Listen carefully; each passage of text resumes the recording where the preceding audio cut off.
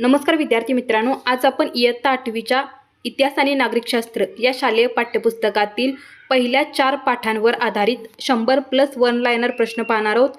हे प्रश्न तुम्हाला कोणत्याही एक्झामसाठी उपयुक्त ठरणार आहेत, त्यामुळे व्हिडिओ शेवटपर्यंत बघा आणि व्हिडिओ आवडल्यास व्हिडिओला लाईक आणि चॅनलला सबस्क्राईब करा। तर चला आपण व्हिडिओला सुरुवात करूया। पहिला पाठ आहे आपला इतिहासाची साधने। आता या पाठावर आधारित महत्त्वाचे जे प्रश्न विचारले जातात ते आपण पाहूया। प्रश्न 1 आहे, आधुनिक भारताच्या इतिहासाच्या साधनांमध्ये प्रामुख्याने कोणत्या 4 प्रकारच्या साधनांचा समावेश होतो? तर यामध्ये भौतिक, लिखित, मौखिक आणि आधुनिक तंत्रज्ञानावर आधारित दृकश्राव्य साधने या 4 साधनांचा समावेश होतो। पुढचा प्रश्न आहे प्रश्न 2, पुलांच्या, रस्त्यांच्या आणि कारंजांच्या बांधकामाचा समावेश इतिहासाच्या कोणत्या साधनात केला जातो?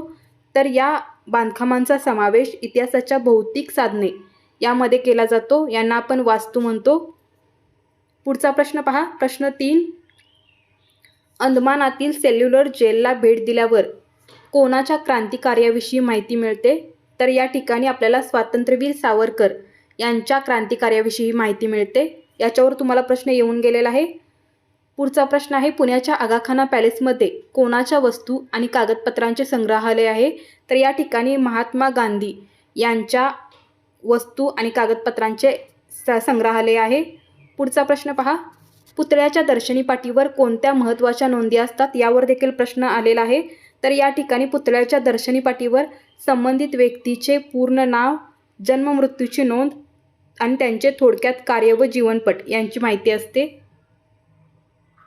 पुढचा प्रश्न पहा, फॅक्टरी रेकॉर्ड्स हे इतिहासाच्या कोणत्या प्रकारचे साधन आहे? तर हे लिखित साधनांमध्ये येतं। त्याच्यानंतर प्रश्न आहे, प्रभाकर या साप्ताहिकातून शतपत्रे कोणी लिहिली? तर प्रभाकर या साप्ताहिकातून शतपत्रे लोकहितवादी, ज्यांना आपण गोपाळ हरी देशमुख म्हणतो, तर यांनी काय केलेलं आहे? तर प्रभाकर या साप्ताहिकातून शतपत्रे लिहिलेले आहेत। पुढचा प्रश्न आहे, निबंधमाला या मासिकातून सामाजिक व सांस्कृतिक विषयांवर कोणी भाष्य केले? तर ते केले होते विष्णुशास्त्री चिपळूणकर यांनी। पुढचा प्रश्न पहा, डॉक्टर बाबासाहेब आंबेडकर यांनी 1920 मध्ये जानेवारी 1920 मध्ये कोणते पाक्षिक सुरू केले? तर डॉक्टर बाबासाहेब आंबेडकरांनी जानेवारी 1920 मध्ये मूकनायक हे पाक्षिक सुरू केलेलं होतं। पुढचा प्रश्न आहे, डॉक्टर बाबासाहेब आंबेडकरांनी बहिष्कृत भारत हे पत्र कधी सुरू केलेलं होतं? तर एप्रिल 1927 मध्ये डॉक्टर बाबासाहेब आंबेडकरांनी बहिष्कृत भारत हे पत्र सुरू केलेलं होतं। पुढचा प्रश्न आहे, जनता आणि प्रबुद्ध भारत ही वृत्तपत्रे कोणाशी संबंधित आहे? तर ही वृत्तपत्रे डॉक्टर बाबासाहेब आंबेडकर यांच्याशी संबंधित आहे। तर डॉक्टर बाबासाहेब आंबेडकरांच्या विषयी तुम्हाला काय काय लक्षात ठेवायचं आहे? तर त्यांचं मूकनायक हे पाक्षिक, त्याच्यानंतर बहिष्कृत भारत हे पत्र, त्याच्यानंतर जनता आणि प्रबुद्ध भारत ही वृत्तपत्रे ही त्यांची आहेत, हे तुम्हाला लक्षात ठेवायचं आहे। पुढचा प्रश्न पहा, भारताचे आणि विविध प्रांतांचे शास्त्रशुद्ध नकाशे तयार करण्यासाठी कोणत्या स्वतंत्र विभागाची स्थापना झालेली होती? तर ती झालेली होती सर्वे ऑफ इंडियाची।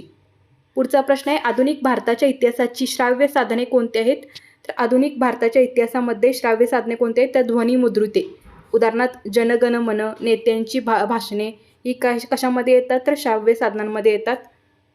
पुढचा प्रश्न आहे, इतिहासातील सर्वात आधुनिक तंत्रज्ञानावर आधारित साधन कोणते आहे? तर ते आहे चित्रपट, जे कशामध्ये येतं? तर दृकश्राव्य साधनांमध्ये येतं। पुढचा प्रश्न पहा, संयुक्त महाराष्ट्र चळवळीची माहिती मिळवण्यासाठी कोणते मौखिक साधन अत्यंत उपयुक्त आहे? तर त्यासाठी आपल्याला पोवाडे अत्यंत उपयुक्त आहेत। पुढचा प्रश्न आहे, ऐतिहासिक इमारतींच्या संदर्भात स्थापत्यशास्त्र अभ्यासण्यासाठी काय महत्त्वाचे ठरते? तर त्यासाठी वास्तुतज्ञांनी तयार केलेले इमारतींचे आराखडे हे महत्त्वाचे ठरतात। पुढचा प्रश्न पहा, आधुनिक इतिहासातील सर्वात विश्वसनीय साधने कोणती मानली जातात? तर छायाचित्रे ही आधुनिक इतिहासातील सर्वात विश्वसनीय दृकसाधने मानली जातात। दृकसाधने म्हणजे डोळ्यांनी दिसणारी। पुढचा प्रश्न आहे, मुंबईतील कोणत्या ठिकाणी गांधीजींच्या किंवा गांधी युगाच्या इतिहासाविषयीची माहिती मिळते? तर मुंबईतील मनी भवन आणि वर्धा येथील सेवाग्राम आश्रम या ठिकाणी काय मिळतं? तर गांधी युगाच्या इतिहासाची महत्त्वपूर्ण माहिती मिळते। ही 2 ठिकाणे तुम्हाला लक्षात ठेवायची आहेत। पुढचा प्रश्न आहे, हुतात्मा स्मारके ही कोणत्या प्रकारची साधनाचे उदाहरण आहे? तर ही भौतिक साधनांचं उदाहरण आहे। पुढचा प्रश्न पाहूया आपण. आता आपण पाठ क्रमांक 2 युरोप आणि भारत यावर आधारित विचारले जाणारे प्रश्न पाहूया. यामधील पहिला प्रश्न आहे, युरोपात कोणत्या काळात प्रबोधन युग घडून आले? तर युरोपात 13वे शतक आणि 16वे शतक या काळात काय झालेलं होतं? प्रबोधन युग घडून आलेलं होतं. पुढचा प्रश्न आहे, लिओनार्दो द विंची हे कोणत्या युगातील अष्टपैलू व्यक्तिमत्व होते? तर हे प्रबोधन काळातील अष्टपैलू व्यक्तिमत्व होतं. पुढचा प्रश्न पाहूया. इसवी सन 1453 मध्ये ऑटोमन तुर्कांनी कोणते शहर जिंकून घेतल्यामुळे युरोपीय देशांना भारताकडे जाणारा नवीन मार्ग शोधणे भाग पडले? तर इसवी सन 1453 मध्ये ऑटोमन तुर्कांनी कॉन्स्टँटिनोपल, ज्याला इस्तंबूल असं देखील म्हटलं जातं, तर हे शहर जिंकून घेतल्यामुळे युरोपीय देशांना भारताकडे जाणारा नवीन मार्ग शोधणे भाग पडले होते. पुढचा प्रश्न आहे, 1498 मध्ये कालिकत बंदरावर पोहोचलेला पोर्तुगीज खलाशी कोण होता? तर ते होते वास्को द गामा. त्याच्यानंतरचा प्रश्न आहे, युरोपातील कोणत्या क्रांतीमुळे उत्पादन क्षेत्रात हाताऐवजी यंत्राचा वापर सुरू झाला? तर ते क्रांती होती औद्योगिक क्रांती. पुढचे प्रश्न पाहूया. भांडवलशाही अर्थव्यवस्थेत उत्पादनाची साधने कोणाच्या मालकीची असतात? तर ते असतात खाजगी मालकांच्या किंवा भांडवलदारांच्या मालकीची ती साधने असतात. पुढचा प्रश्न आहे, एका राष्ट्राने दुसऱ्या राष्ट्रावर आपले राजकीय व आर्थिक वर्चस्व प्रस्थापित करणे याला काय म्हणतात? तर याला साम्राज्यवाद असं म्हणतात. त्याच्यानंतरचा प्रश्न आहे, भारतात इंग्रजी सत्तेचा पाया कोणत्या लढाईने घातला? तर भारतात इंग्रजी सत्तेचा पाया हा 1757च्या प्लासीच्या लढाईने घातलेला आहे. पुढचे प्रश्न पाहूया. सिराज उद्दौला हा कुठला नवाब होता? तर सिराज उद्दौला हा बंगालचा नवाब बनलेला होता. कधी? तर 1756 साली. त्याच्यानंतरचा प्रश्न आहे, इंग्रजांनी बक्सरची लढाई 1764 मध्ये कोणाविरुद्ध जिंकलेली होती? तर इंग्रजांनी बक्सरची लढाई ही 1764 मध्ये मीर कासिम, शुजाउद्दौला आणि शाह आलम यांच्या विरुद्ध लढलेली होती. आता आपला तिसरा पाठ आहे, ब्रिटिश सत्तेचे परिणाम. यामधील प्रश्न पाहूया. यामधील पहिला प्रश्न आहे, रॉबर्ट क्लाइव्हने 1765 मध्ये बंगालमध्ये कोणती शासन व्यवस्था लागू केलेली होती? तर रॉबर्ट क्लाइव्हने 1765 मध्ये बंगालमध्ये दुहेरी शासन व्यवस्था लागू केलेली होती. पुढचा प्रश्न आहे, भारतात संधी सेवा कोणी सुरू केल्या? तर त्या केलेल्या होत्या लॉर्ड कॉर्नवॉलिसनी. हा तुम्हाला तिसरा जो घटक आहे तर हा तुमच्यासाठी महत्त्वाचा आहे, याच्यावर तुम्हाला प्रश्न विचारले जातात. पुढचा प्रश्न पाहूया. जिल्हाधिकाऱ्याचे मुख्य काम काय असते? तर जमीन महसूल गोळा करणे आणि न्यायदान करणे हे कोणाचे काम असते? जिल्हाधिकाऱ्याचे असते. पुढचा प्रश्न आहे, भारतात इंग्रजी शिक्षण सुरू करण्याची शिफारस कोणी केली? तर ती लॉर्ड मॅकॅलो यांनी केलेली होती. पुढचा प्रश्न आहे, 1853 मध्ये भारतातील पहिली रेल्वे कोणत्या 2 शहरांदरम्यान धावली होती? तर ती मुंबई आणि ठाणे या 2 शहरांदरम्यान 1853 मध्ये भारतातील पहिली रेल्वे धावलेली होती. पुढचा प्रश्न आहे, कापड गिरणी, ताग गिरणी आणि लोह पोलाद उद्योग हे कोणत्या स्वरूपाचे बदल दर्शवतात? तर हे भारताचे औद्योगिकीकरण झालेले बदल दर्शवतात. पुढचा प्रश्न आहे, दादाभाई नौरोजी यांच्या इंग्रजांच्या आर्थिक शोषणाविरुद्ध त्यांनी कोणता सिद्धांत मांडलेला होता? तर त्यांनी संपत्तीचे निस्तारण हा सिद्धांत मांडलेला होता.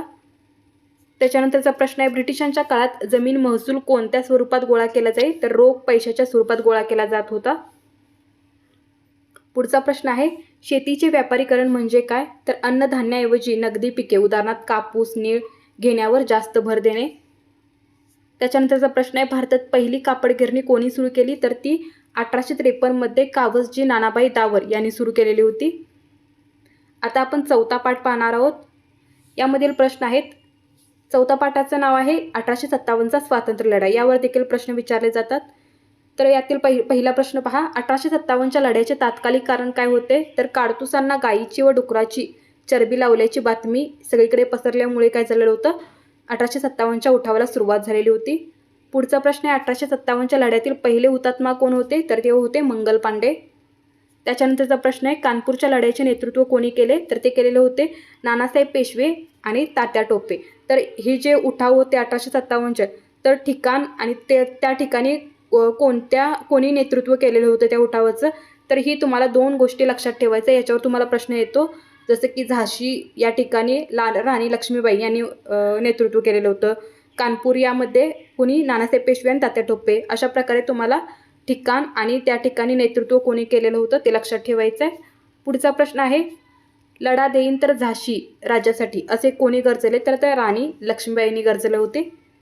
पुढचा प्रश्न आहे, 1857च्या स्वातंत्र्य लढ्यानंतर भारतात कोणाची सत्ता संपुष्टात आली, तर ब्रिटिश ईस्ट इंडिया कंपनीची सत्ता संपुष्टात आलेली होती. पुढचा प्रश्न पाहूया, 1857च्या जाहीरनाम्यानुसार भारताचा कारभार कोणाकडे सोपवण्यात आलेला होता, तर ब्रिटिश पार्लमेंट म्हणजे इंग्लंडच्या राणीकडे सोपवण्यात आलेला होता. पुढचा प्रश्न आहे, 1857च्या लढ्यावेळी मुघल सम्राट कोण होते, तर बहादूरशाह जफर हे 1857च्या लढ्यावेळी मुघल सम्राट होते. याच्यावर देखील प्रश्न विचारला जातो. पुढचा आहे, बिहारमधील उठावाचे नेतृत्व कोणी केलेले होते, तर कुंवर सिंग यांनी केलेलं होतं. त्याच्यानंतरचे प्रश्न पहा, राणीच्या जाहीरनाम्यानुसार कोणत्या नव्या पदाची निर्मिती करण्यात आली, तर राणीच्या जाहीरनाम्यानुसार भारत मंत्री या नवीन पदाची निर्मिती करण्यात आलेली होती. पुढचा प्रश्न आहे, 1857च्या लढ्याचा मुख्य परिणाम काय झाला, तर भारतीयांमध्ये राष्ट्रीय एकात्मतेची भावना निर्माण झालेली होती. तर धन्यवाद विद्यार्थी मित्रांनो. अशा प्रकारे आज आपण इयत्ता 8वीच्या शालेय पाठ्यपुस्तकातील 100+ वन लायनर पाहिलेले आहेत. आता आपण याच्या पुढच्याही देखील पाठावर प्रश्न पाहणार आहोत. त्यासाठी तुम्ही चॅनलला सबस्क्राईब करा, म्हणजे तुम्हाला नोटिफिकेशन भेटून जाईल. धन्यवाद.